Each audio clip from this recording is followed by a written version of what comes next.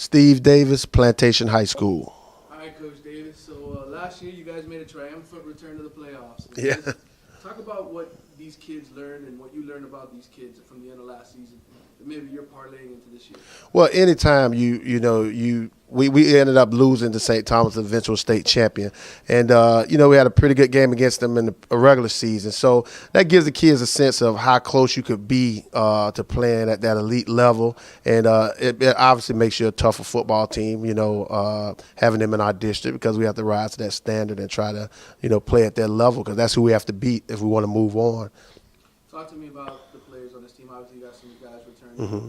The top players, the positions, and what makes them good players? Well, obviously, the kids we have here today, Chris Lamont, our quarterback, he's a tremendous athlete, and we're going to put him in a lot of positions, at quarterback to try to help us move the ball this year on offense, running, whether it be running or throwing. Ravion Pierce, our tight end, is one of the top athletes I've coached. I mean, the kid is phenomenal. We're really going to put him in position in our passing game to make some big plays. And then we were lucky that we got a kid, Kendon Davis, over from Northeast, transfer wide receiver, who's going to be a very good player. We really like what we saw this week in practice from him.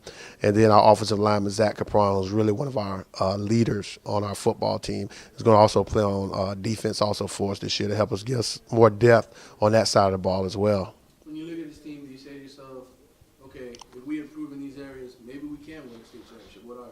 Obviously, along the offensive and defensive lines, because that's really where the games are won and lost, especially when you get deep in the playoffs. So if we can improve there, we have a couple of kids back on the defensive line who I think are been starters since their sophomore year. So they're going to hold the trenches for us. And then our offensive line, we returned 4 or 5 starters from our offense from last year, and we moved the ball pretty well last year. So hopefully we get to continue to improve. And then we got some young kids on defense in the back 7 that are good players coming up from a good JV team last year, 6-1, but they just don't have the game experience. So hopefully, as they mature, our team will be fine.